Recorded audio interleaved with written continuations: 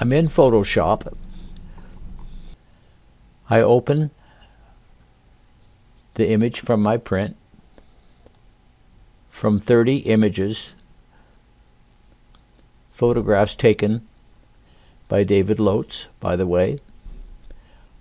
I'm going to work on number 10 of 30. I check the size of the image.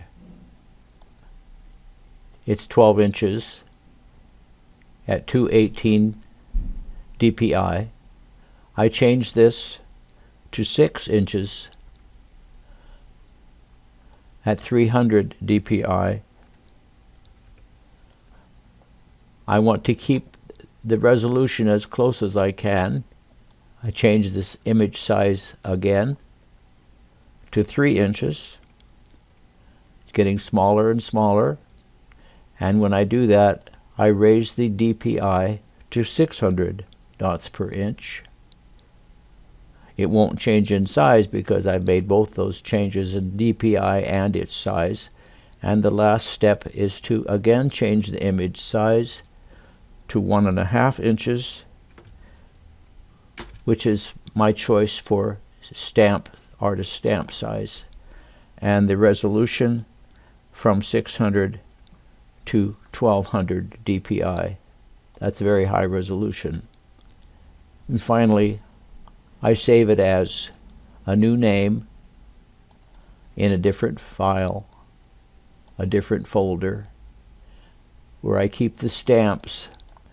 I'll borrow the name of the last one I entered, number 9, and change the 9 in this string, which is the code name for that stamp, to 10, the background image.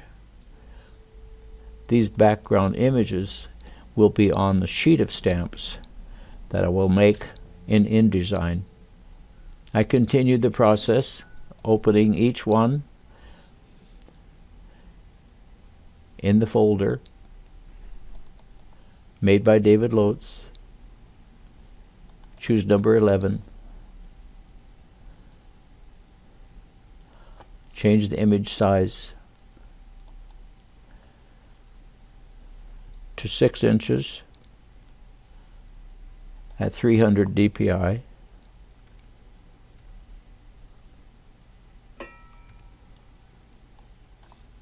To 3 inches, 600 dpi,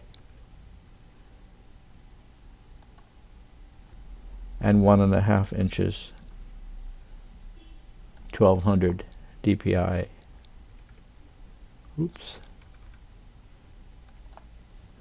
And then save this as number 11 in the 1200 dpi folder, borrowing the name from number 10 and changing it to number 11.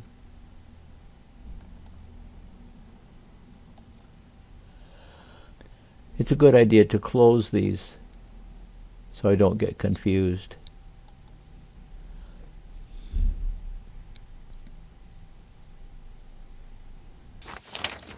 What you saw was my attempt at building a non-fungible token, an NFT. The object, again, is to pay for the development of a Printmaking Teachers in a box. And this portfolio of prints in our collection, 30 prints, valued at $216 a piece, or a total of $6,500. If I sell this as a non-fungible token for that much money, then of course that money would be useful to pay the people I need, the designers, the producers, and so forth, for the prototype for the Printmaking Teachers in a box. That's what this is all about. That's the end goal.